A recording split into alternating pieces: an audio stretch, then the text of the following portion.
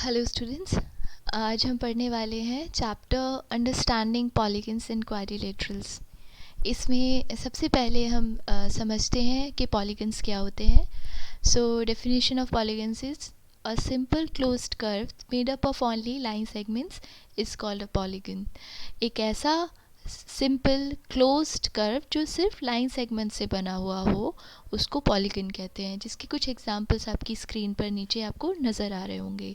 ये सिंपल है, क्लोज्ड है और सिर्फ लाइन सेगमेंट से बने हैं। जबकि कुछ दो एग्जांपल्स आपको स्क्रीन पर नीचे नज़र आ रहे होंगे, ये कर्व हैं लेकिन पॉलीगन्स नहीं हैं, क्योंकि ये जो फर्स्ट है वो लाइन सेगमेंट से बना है बट स्टिल ये क्योंकि ये क्लोज नहीं है इसलिए ये पॉलीगन नहीं है। और सेकंड जो है वो कर्व से बना है, लाइन सेगमेंट से नहीं बना है इसलिए ये पॉलीगन नहीं है। चलिए आगे देखते हैं types of polygons. So minimum 3 sides हमें चाहिए होती हैं पॉलीगन बनाने के लिए। सो 3 साइड्स वाले पॉलीगन को हम कहते हैं ट्रायंगल। 4 साइड्स वाले पॉलीगन को हम कहते हैं क्वाड्रिलेटरल। 5 साइड्स वाले पॉलीगन को हम कहते हैं pentagon. And a polygon that has 6 sides is called hexagon. A polygon that has 7 sides is called heptagon. Then 8 sides वाले पॉलीगन को हम कहते हैं ऑक्टागन। देन 9 साइड्स वाले पॉलीगन को हम कहते हैं नॉनागन। देन 10 साइड्स वाले पॉलीगन को हम कहते हैं डेकागन। तो आई होप आपको ये चीज़ अच्छे से समझ आ गई होगी। मेनली आपको जो आपके बुक्स में आपको मिलेंगे वो हेक्सागन ऑक्टागन आपको देखने को मिल सकते हैं। जनरली ट्रायंगल क्वाड्रिलेटरल ही आप डिस्कस करेंगे। चलिए आगे देखते हैं डायगनल्स। डायगनल्स क्या होती हैं, तो उसको अच्छे से समझने के लिए सबसे पहले इसकी डेफिनेशन पढ़ते हैं। A diagonal is a line segment connecting two non consecutive vertices of a polygon. Consecutive माने लगातार आने वाले, और वर्टिसेस किन्हें कहते हैं, ये जो एंड पॉइंट्स होते हैं लाइन सेगमेंट्स के, इनको हम वर्टिसेस कहते हैं। सो आप अगर फर्स्ट फिगर आप देखो ध्यान से तो कितने वर्टिसेस है, सबसे पहले वर्टिसेस देख लेते हैं। वर्टिसेस हैं इसमें ए, बी, सी, डी एंड ई। तो टोटल 5 वर्टिसेस हैं। तो ये वर्टिसेस ए टू बी आपस में ऑलरेडी जॉइंड है। तो जो ऑलरेडी मिले हुए हैं उन्हें छोड़कर जो वर्टिसेस नहीं मिले हुए हैं उनको अगर हम जॉइन करें तो जो लाइन बनेगी वो होती है डायगोनल। तो अगर आप फर्स्ट फिगर को देखो तो सारे वर्टिसेस जो ए टू बी अगर सपोज जुड़ा हुआ है, बी टू सी जुड़ा हुआ है, अगर आप ए से सी को ज्वाइन करो तो ए सी जो लाइन बनी है वो होगी इस पॉलीगन की डायगोनल। ऐसे ही आप और भी डायगोनल्स इसमें बना सकते हो, बी से ई को ज्वाइन करके, ए से डी को ज्वाइन करके, सी से ई को ज्वाइन करके, बहुत सारी डायगोनल्स आप इसमें बना सकते हो। ठीक है। सिमिलरली जो सेकंड फिगर है इसमें आप ध्यान से देखिए, जो पॉलीगन है, जो ओरिजिनल पॉलीगन है वो है ए से सी, सी से डी, डी से बी और बी से ए। लेकिन अगर आप इसकी डायगोनल्स की बात करो तो ऐसी लाइंस जो कंसेक्यूटिव वर्टिसेस को छोड़ के, यानी ए के बाद जैसे बी आ रहा है तो उसको छोड़ के जो उसके अगला जो वर्टिसेस है, वर्टेक्स है, उसको अगर आप ज्वाइन कर दो, ए से अगर आप बी को छोड़ के अगले वाला वर्टेक्स अगर आप ज्वाइन कर दो तो ये जो लाइन बनेगी ये होगी इसकी diagonal. So A D is the diagonal, similarly B C is the diagonal. तो डायगोनल्स ड्रॉ करना बहुत ही ज़्यादा इजी है, बस आपको नॉन कंसेक्यूटिव वर्टिसेस को ज्वाइन करना है। चलिए आगे देखते हैं रेगुलर पॉलीगन्स। रेगुलर पॉलीगन वो पॉलीगन्स होते हैं जिनकी साइड्स भी इक्वल होती हैं और एंगल्स भी बराबर होते हैं। तो साइड्स इक्वल होती हैं इसका क्या मतलब है, यानी साइड्स का मेजर, जो साइड्स की लेंथ है वो बराबर होती है और एंगल्स भी इक्वल होते हैं। यानी अगर आप एक ट्रायंगल की बात करो जिसकी तीनों साइड्स इक्वल हैं, तो आपने तो ये ट्रायंगल ऑलरेडी डिस्कस किए हैं, आपको पहले से पता है कि ऐसे ट्रायंगल्स को हम इक्विलैटरल ट्रायंगल कहते हैं। और ऐसा क्वाड्रिलेटरल, क्वाड्रिलेटरल वो पॉलीगन जिसकी 4 साइड्स होती हैं। ठीक है। तो ऐसा क्वाड्रिलेटरल जिसकी सारी साइड्स इक्वल हों और सारे एंगल्स इक्वल हों उसको हम स्क्वायर कहते हैं। ऐसे ही क्वाड्रिलेटरल के बाद के जो पॉलीगन्स होते हैं उसमें हम क्या करते हैं, उनका कोई ऐसा स्पेशल नेम नहीं होता, बस उनके नाम के आगे रेगुलर लगा देते हैं। जैसे अगर कोई पेंटागन है, उसकी पांचों साइड्स बराबर हैं, इक्वल हैं, और 5 एंगल्स, उसके जितने भी एंगल्स हैं, 5 के 5 एंगल्स इक्वल हैं, तो उस पेंटागन को हम कहेंगे regular pentagon.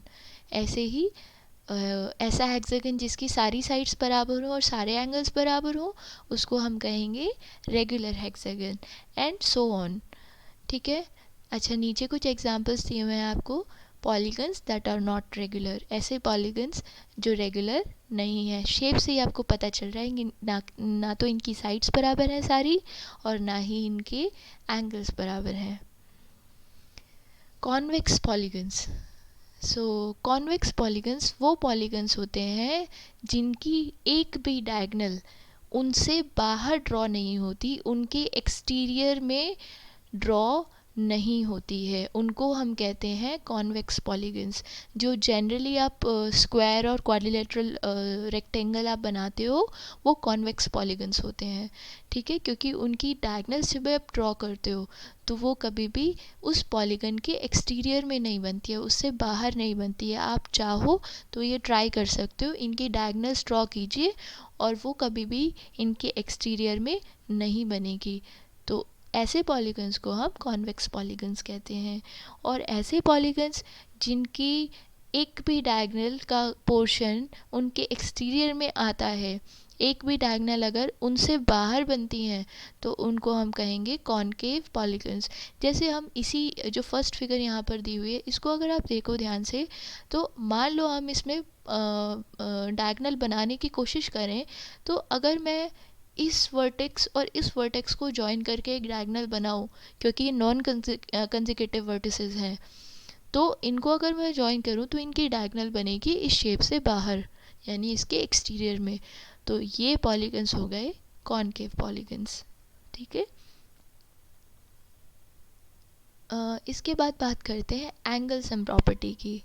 So angle sum property क्या होती है बेसिकली, इसको समझने के लिए ये देखते हैं। we all have used this property to find the angles of a polygon. In it, we first have to see the number of sides of a polygon, then subtract 2 from it and multiply the result by 180 to find its total angle sum. इसको मैं आपको आसान language में समझाती हूँ कि अगर मान लो आपको किसी भी पॉलीगन की का एंगल कैलकुलेट करना है, टोटल सम कैलकुलेट करना है कि उसमें जितने भी एंगल्स हैं, कोई भी पॉलीगन हो सकता है, उसमें जितने भी एंगल्स हैं उन सब का टोटल सम कितना होना चाहिए। तो आप क्या करो, सबसे पहले तो ये देखो कि उस पॉलीगन में कितनी साइड्स हैं। जैसे मान लिया आपके पास एक ट्रायंगल है, तो ट्रायंगल में कितनी साइड्स होती हैं, 3। ठीक है, तो 3 में से आप 2 माइनस करो, सबसे पहले 2 सब्ट्रैक्ट करो, तो 3 माइनस 2 इज़ 1, और जो आंसर आया उसको 180 से मल्टीप्लाई कर दो, तो आंसर आएगा 180। सो ये होगा उस ट्रायंगल के तीनों एंगल्स का सम, यानी 180 डिग्री।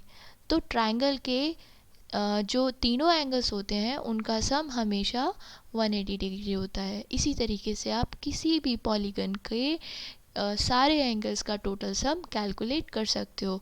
फॉर एग्ज़ाम्पल हमने एक पेंटागन का निकाला कि पेंटागन में जो 5 एंगल्स होते हैं उनका टोटल सम कितना होता है। तो पेंटागन में कितनी साइड्स होती हैं, 5 साइड्स होती हैं। 5 में से सबसे पहले 2 माइनस करेंगे, आंसर आएगा 3, और 3 की मल्टीप्लाई किससे करनी है हमें, 180 से। तो आंसर फाइनल आंसर इज़ 540। तो जो टोटल सम होगा पांचों एंगल्स का, पेंटागन में 5 एंगल्स होते हैं, तो पांचों एंगल्स का जो सम होगा वो होगा 540 डिग्री। ठीक है। सो इस तरीके से आप किसी भी पॉलीगन के टोटल एंगल्स का सम निकाल सकते हो। इसी को हम कहते हैं एंगल सम प्रॉपर्टी, राइट।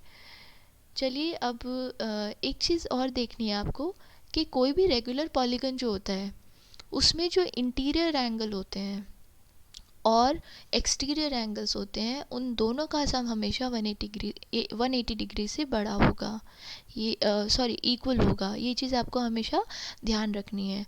जैसे नीचे एक लाइन आपको नज़र आ रही होगी। अच्छा, ये वाले एंगल्स आपने पहले पढ़े होंगे, इनको हम कहते हैं लीनियर पेयर, राइट। तो ये दो एंगल्स हैं जो एक ही लाइन पर बने हुए हैं और इनका टोटल सम होगा 180 डिग्री। तो कोई भी पॉलीगन, रेगुलर पॉलीगन की हम बात कर रहे हैं खासकर, तो इंटीरियर एंगल और एक्सटीरियर एंगल का सम हमेशा 180 डिग्री के बराबर होगा। इसकी एक और प्रॉपर्टी होती है जो यहाँ पर मेंशन नहीं है अभी, कि एक पॉलीगन जो होता है उसके जितने भी एक्सटीरियर एंगल्स होते हैं, बाहर जो एंगल्स बन रहे हैं, उन सब का, चाहे कोई भी पॉलीगन हो, उन सब का टोटल हमेशा 360 डिग्री होता है। ठीक है, जो एक्सटीरियर एंगल्स होते हैं उनका सम 360 डिग्री होता है, चाहे पॉलीगन कोई भी हो। तो अच्छा देखिए यहाँ पर मेंशन भी है, sum of the measure of the exterior angles of a polygon is always equal to 360 degree. यहाँ जैसे कि एक एग्जांपल दिया हुआ है, क्वाड्रिलेटरल आपको दिया हुआ है, उसके 4 एक्सटीरियर एंगल्स आपको शो किए हुए हैं और इन चारों का सम जो होना चाहिए वो होना चाहिए 360 डिग्री। और ये सिर्फ ऐसा इसलिए नहीं है कि ये एक क्वाड्रिलेटरल है, अगर आप पेंटागन के भी पाँचों एक्सटीरियर एंगल्स का सम देखोगे तो वो भी 360 डिग्री होना चाहिए। तो ये इस तरह के कुछ क्वेश्चंस आ जाते हैं आपके एग्ज़ाम में। देखिए जैसे यहाँ दिया हुआ है कि आपको इसमें x की वैल्यू कैलकुलेट करनी है, बाकी 3 आपको दिए हुए हैं। तो आप क्या करोगे, बाकी जो 3 एंगल्स आपको दिए हुए हैं उनको टोटल कीजिए और 360 में से माइनस कर दीजिए तो आपको x की वैल्यू मिल जाएगी। जैसे यहाँ पर अगर हम कैलकुलेट करें तो 90 प्लस 50 इज़ 140 एंड देन उसमें ऐड कर दीजिए आप 110, तो 140 एंड 110 हो जाएगा आपका 250। 250 को आप क्या करेंगे, 360 में से माइनस करेंगे तो x की वैल्यू आपके पास आ जाएगी। ठीक है, और वो हो जाएगी 110 डिग्री। इसके बाद बात करते हैं काइंड ऑफ क्वाड्रिलेटरल्स की। कितने तरह के क्वाड्रिलेटरल्स होते हैं, तो आपके पास स्क्वायर होते हैं। क्वाड्रिलेटरल्स माने ऐसे पॉलीगन्स जिनकी 4 साइड्स होती हैं।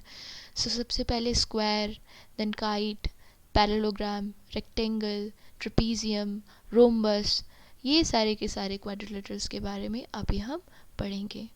तो सबसे पहले शुरुआत करते हैं हम काइट से। तो काइट तो सभी ने उड़ाई होगी, है ना कभी ट्राई की होगी। तो ये कुछ उस तरह की शेप है काइट। ये एक ऐसा क्वाड्रिलेटरल होता है जिसमें exactly 2 pairs of equal consecutive sides होती हैं। इक्वल कंसेक्यूटिव साइड्स का मतलब है ये रेक्टेंगल की तरह नहीं होता जिसमें ऑपोजिट साइड्स बराबर होती हैं। इसमें जो कंसेक्यूटिव साइड्स होती हैं, जो एडजेसेंट साइड्स होती हैं, वो इक्वल होती हैं। 2 कंसेक्यूटिव साइड्स के इसमें पेयर होते हैं, यानी AD और AB इक्वल होगा और DC और BC की लेंथ बराबर होगी। इसमें अगर हम डायगोनल्स की बात करें तो इसमें जो 2 डायगोनल्स हैं उसमें से एक डायगोनल दूसरी डायगोनल को बाइसेक्ट करती है। दोनों एक दूसरे को बाइसेक्ट नहीं करती हैं, क्योंकि ध्यान से देखिए अगर आप इस शेप को देखो तो जो 2 डायगोनल्स हैं AC और BD, इसमें से AC लंबी है और BD छोटी है। तो जो AC आपकी डायगोनल है वो BD को 2 इक्वल हाफ में डिवाइड कर रही है। तो आप ये कह सकते हो कि AC इंटरसेक्ट कर रही है, बाइसेक्ट कर रही है BD को। ठीक है, इसके बाद में और यहाँ पर आपको यहाँ ये भी दिखाई दे रहा होगा कि जो डायगोनल्स होती हैं वो एक दूसरे के परपेंडिकुलर हैं, 90 डिग्री का एंगल बना रही हैं। सो अगर हम इस गिवन फिगर की बात करें तो एंगल B और D तो इक्वल है, लेकिन एंगल A और C इक्वल नहीं है। तो ये होती हैं काइट की प्रॉपर्टीज़। तो जो प्रॉपर्टीज़ हमने अभी पढ़ी आप स्क्रीन पर उन्हें देखकर रिवाइज भी कर सकते हैं। नेक्स्ट देखते हैं पैरेललोग्राम। बहुत इंटरेस्टिंग पॉलीगन्स होते हैं। इसमें ये रेक्टेंगल की तरह ही होता है, ध्यान से देखें तो इसमें भी ऑपोजिट साइड्स बराबर होती हैं, इक्वल होती हैं और पैरेलल भी होती हैं। ठीक है, पैरेलल का मतलब है आप उन्हें कितना भी एक्सटेंड करो वो आपस में कभी भी एक दूसरे को इंटरसेक्ट नहीं करेंगी। और अगर हम डायगोनल्स की बात करें इसमें, तो जो इसकी 2 डायगोनल्स होती हैं वो आपस में इक्वल होती हैं और एक दूसरे को बाइसेक्ट करती हैं। ये चीज़ आपको ध्यान रखनी है। सो एंगल सम प्रॉपर्टी की अगर हम बात करें तो एंगल सम प्रॉपर्टी होती है 360 डिग्री। जो चारों एंगल्स हैं, चारों एंगल्स को ऐड करके 360 डिग्री आपको मिलता है।